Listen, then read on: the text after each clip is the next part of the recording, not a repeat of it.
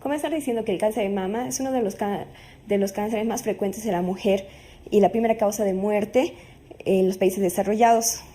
El factor de riesgo más importante en el cáncer de mama es el sexo femenino. Además de la incidencia de esta patología está en aumento, pero se dice que la mortalidad ha disminuido por los avances ya sea en el tratamiento y el diagnóstico precoz del mismo.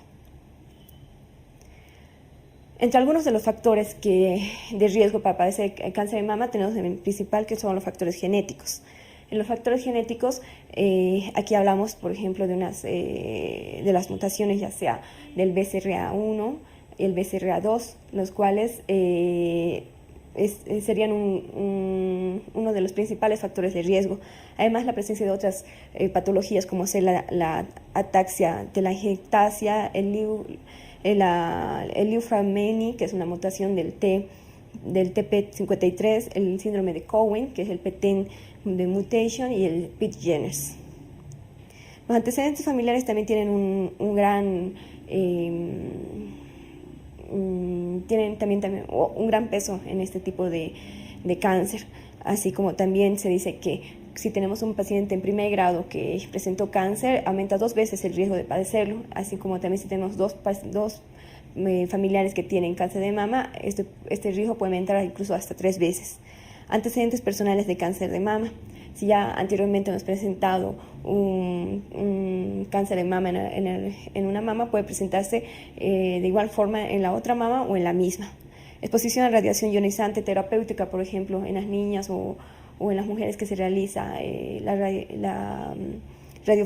radioterapia, ya sea para el linfoma de Hodgkins, de tipo Mantle, eso es uno de los factores. Los factores hormonales y reproductivos.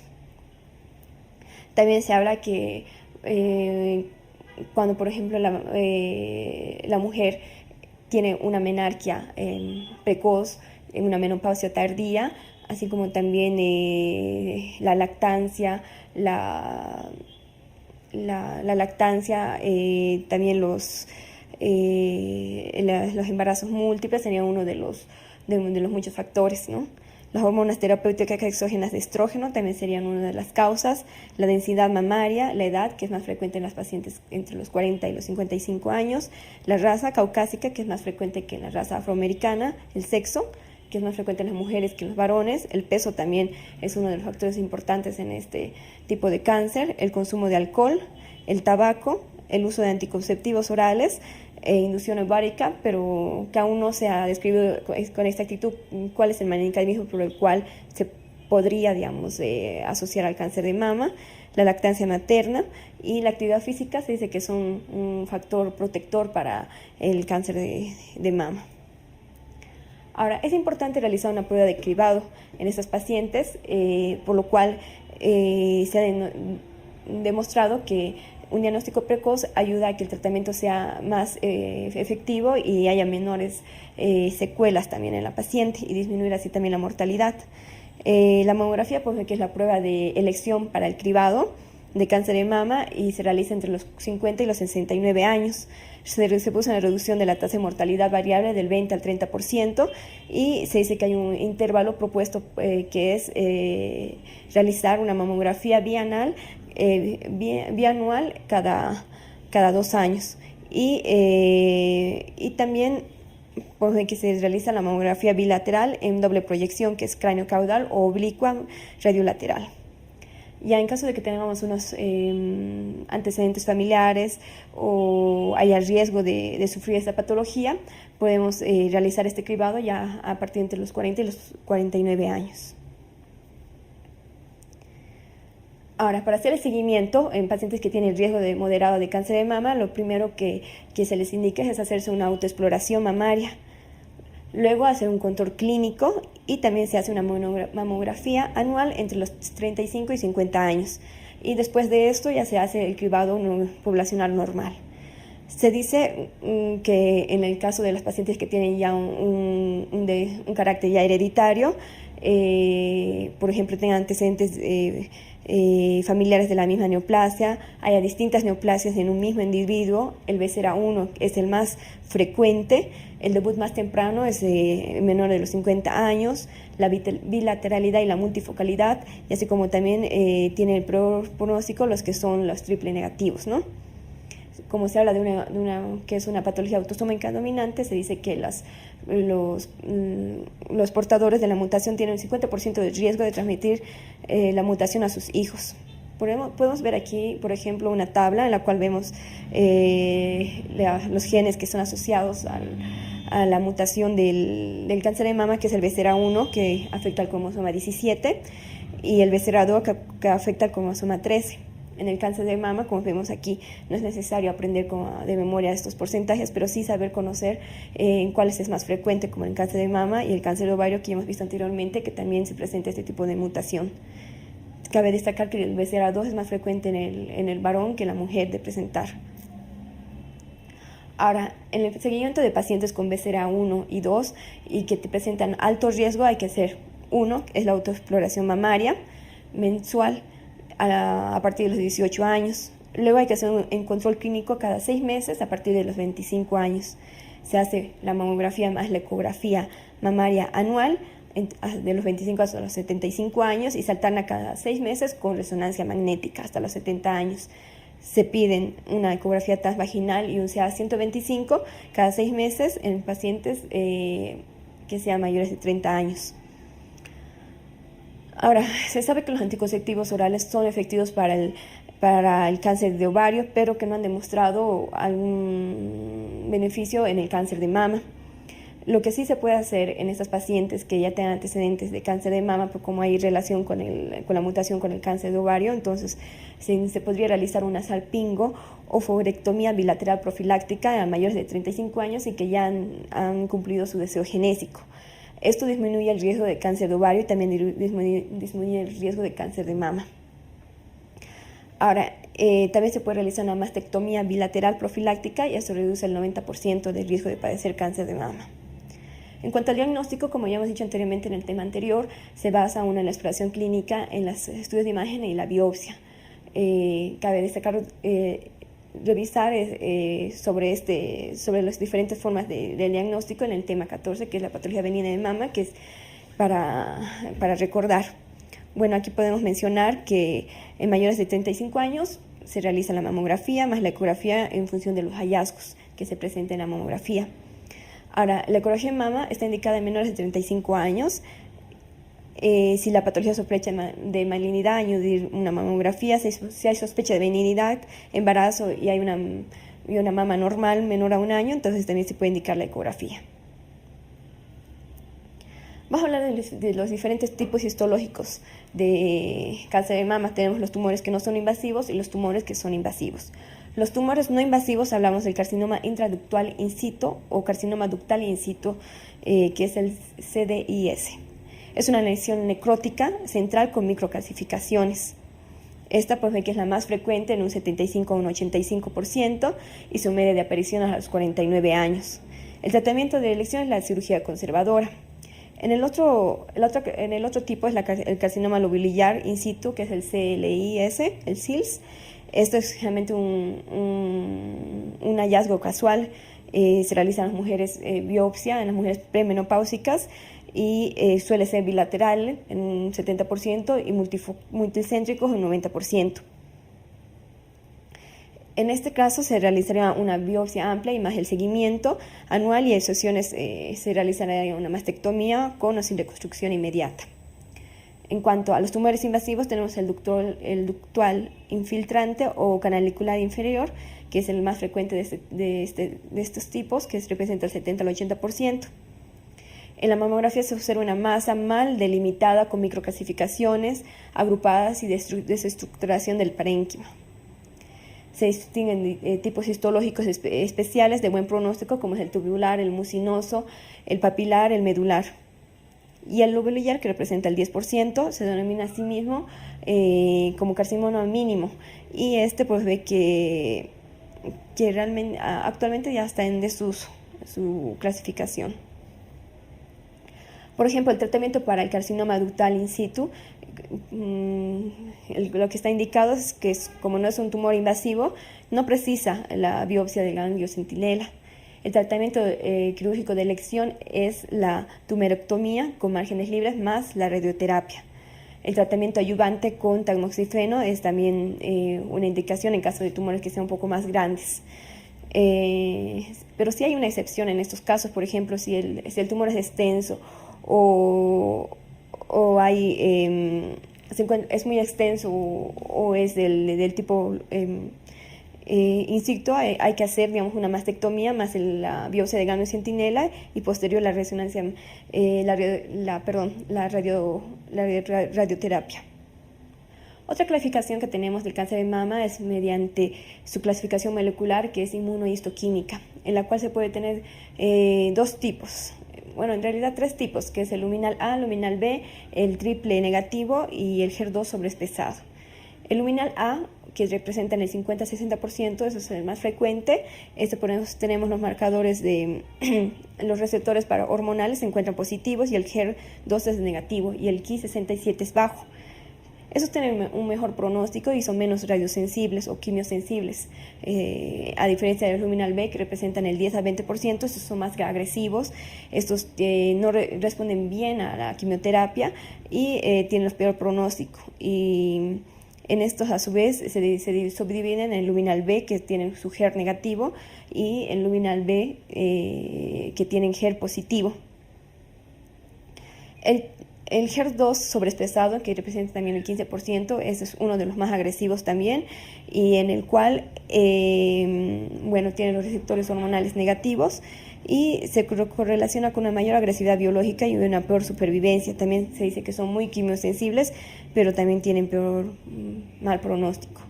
El triple negativo basal-like, este se caracteriza por tener los receptores hormonales negativos, su HER2 es negativo, y se caracteriza porque su aparición es en edad más temprana, tiene un mayor grado histológico, así como también un tamaño tumoral, y afecta también a nivel ganglionar y tienden a recidivar estos tumores. Las vías de diseminación del cáncer, ya sean por vía hematógena, por contigüidad o vía linfática, y son las principales vías de diseminación de este cáncer. En cuanto a su estratificación, se basa en el uso del TNM, en el cual en el T se evalúa el tamaño del tumor, en el N la presencia o no de afectación ganglionar y la M de metástasis, lo cual pueden repasar con más detenimiento en su manual de explicación de esta estratificación. Ahora, ¿cuáles son los factores de mal pronóstico en el caso de una tumoración maligna en el cáncer de mama? Por ejemplo, hay que tomar en cuenta el número de ganglios afectados, el factor pronóstico más importante, el tamaño tumoral que supera los 2 centímetros, el grado histológico que tenga un grado 2 o 3, la situación retroareolar también es otro factor de mal pronóstico. Ahora, también los receptores estrogénicos negativos, como ya hemos dicho, los más agresivos, por ejemplo, es el triple negativo o basal-like, en lo que tienen los receptores hormonales negativos y el HER2 negativo. Entonces lo hace el peor tipo de cáncer de mama que puede estar presente. Presentar ese tipo de tumoraciones en menores de 35 años, la gestación, la infiltración cutánea, la invasión linfático-vascular, el cáncer fijo, que ya se encuentra a costillas o al pectoral, la multicentracidad, la sobreexpresión del oncogen HER2 y el gen supresor tumoral P53, elevadas concentraciones del Ki67, la presencia de número elevado de microvasos, y así como también los marcadores tumorales son importantes para el seguimiento y la respuesta y el control a la respuesta al tratamiento. El cáncer inflamatorio y el comedocarcinoma también. En cuanto al tratamiento, vamos a hacer un resumen de todo lo que pueden ver en esta diapositiva y en el manual. El tratamiento se basa, primeramente, el tratamiento quirúrgico. Hay que evaluar primero la mama y la axila. En la mama, si tenemos un tumor que es menor, a 3 centímetros y que no existe contraindicación de radioterapia y se hace tras la quimioterapia neoadyuvante, se indicaría la tumerectomía más la radioterapia. En caso de que el tumor tenga multicentricidad, sería una mastectomía.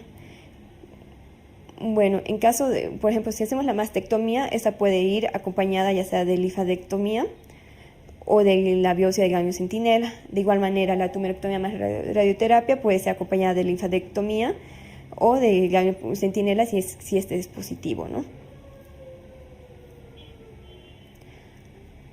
Ahora, por ejemplo, la biopsia del ganglio centinela está indicado en carcinomas infiltrantes, ya sea tipo 1, tipo 2, tipo 3, si presenta una axinia clínica, ecográfica y si procede de la PAF o la BAC negativas. Ahora, el carcinoma ductal in situ es una indicación de mastectomía. En cuanto a las contraindicaciones, podemos ver que los ganglios positivos confirmados por PAF o BAC es una contraindicación, una N1 o una N2. El carcinoma inflamatorio es un T4D. En cuanto a la quimioterapia, pues ve que su indicación principal es la afectación ganglionar. En la radioterapia está indicada en todos los casos tras la cirugía conservadora. Aquí tenemos un cuadro en el cual nos resumen, por ejemplo, la radioterapia tras la tumerectomía hay que hacerla siempre. Y en caso de una mastectomía solamente cuando hay más de un ganglio positivo, cuando se presenta un tumor mayor a 5 centímetros y cuando sus márgenes de resección afectos o próximos. En cuanto a la hormonoterapia, son los diferentes fármacos que se puede utilizar, pero hay que tener bastante cuidado ya que el uso prolongado de esto puede aumentar el riesgo de sufrir un cáncer de endometrio. Los diferentes, como ya hemos visto, el uso del tamoxifeno, el raloxifeno, las análogas de la LH, la RH, los inhibidores de la aromatasa, así como el fulvestrant y el traxuzumab son responden bastante bien en el tratamiento de cáncer de mama, pero no tienen que superar su uso, no tienen que ser muy prolongado. Ahora, resumiendo un poco al tratamiento sistémico, tanto entre la quimioterapia, las indicaciones de quimioterapia y el uso también de hormonoterapia. Bueno, primeramente comenzar que el uso de hormonoterapia si presenta receptores hormonales positivos. Ahora se puede utilizar, por ejemplo, en pacientes premenopáusicas, el uso de tamoxifeno durante 5 a 10 años. Y en las posmenopáusicas se utiliza más que todos los inhibidores de la aromatasa y también durante 5 años. En caso de la quimioterapia, por ejemplo, si tenemos un ganglio positivo, está indicado, por ejemplo, cuando tienen un HER2 positivo, el triple negativo, en menores de 35 años, cuando presenta un tumor mayor a 2 años, cuando presentan un G2, 3, una invasión linfovascular, un Ki-67 mayor a 20% y un triple negativo y con alto riesgo en firma genómica. También hablamos de formas especiales que se pueden presentar de patologías tumorales, como por ejemplo el carcinoma inflamatorio, el cual es uno de mal pronóstico y que debido a su rápida diseminación, esto por ejemplo se caracteriza por un enrojecimiento de la mama, como ver aquí en la imagen, simulando un proceso inflamatorio. La enfermedad de Payet también es otra, que es una lesión pruriginosa y eczematosa del pezón y que puede producir erosiones. Su incidencia de esta patología es baja, pero es maligna, asociándose en 99% de los casos a carcinoma generalmente intraductal. Los tumores filoides, esos son benignos en su mayoría, aunque también pueden clasificarse en intermedios y malignos. En ellos puede que se abunda en la tipia del estroma, abundancia de células, el número de ellas en mitosis, las características de los bordes del tumor. Y en el caso del cáncer de mama en varones, pues ve que es 100 veces menos frecuente que en la mujer, pero son los de poor pronóstico una vez que se presentan. En eso también se puede hacer la mastectomía radical y se les hace radioterapia posterior y si hay existencia de también afectación linfática. Bueno, recordando un poco el cáncer de mama heredofamiliar, pues ve que la totalidad de los cánceres de mama en un 70% aparecerán con carácter esporádico. Un 15 a 20% corresponderá a agregación familiar y un 10% serán hereditarios. Ahora también aumenta el riesgo, digamos, de padecer cáncer de mama en los que son portadores de las mutaciones BCLA1 y BCLA2 respectivamente. Y bueno, entre las características de la cáncer de mama heredofamiliar, pues que su edad de aparición es temprana, menores de 50 años, con frecuencia son bilaterales o multifocales, pueden asociarse a distintas neoplasias en un mismo individuo. Varios miembros de la familia van a presentar neoplasias y los antecedentes familiares de la misma neoplasia también. Bueno, en cuanto a su seguimiento, ya lo hemos dicho anteriormente, primeramente menores de 18 años se les indica un autoexamen mamario. mensual. En las personas que son, en las niñas, bueno, jóvenes menores de 25 años, hay que hacer un control clínico cada 6 meses. Posteriormente hay que hacer una mamografía más una ecografía mamaria anual entre las 25 y 75 años, y que cada 6 meses tienen que estar alternada con una resonancia magnética. Y la ecotransvaginal, ya sea 125, eso está indicado en el caso para descartar un cáncer de ovario asociado. Bueno, eso sería todo en cuanto al cáncer de mama.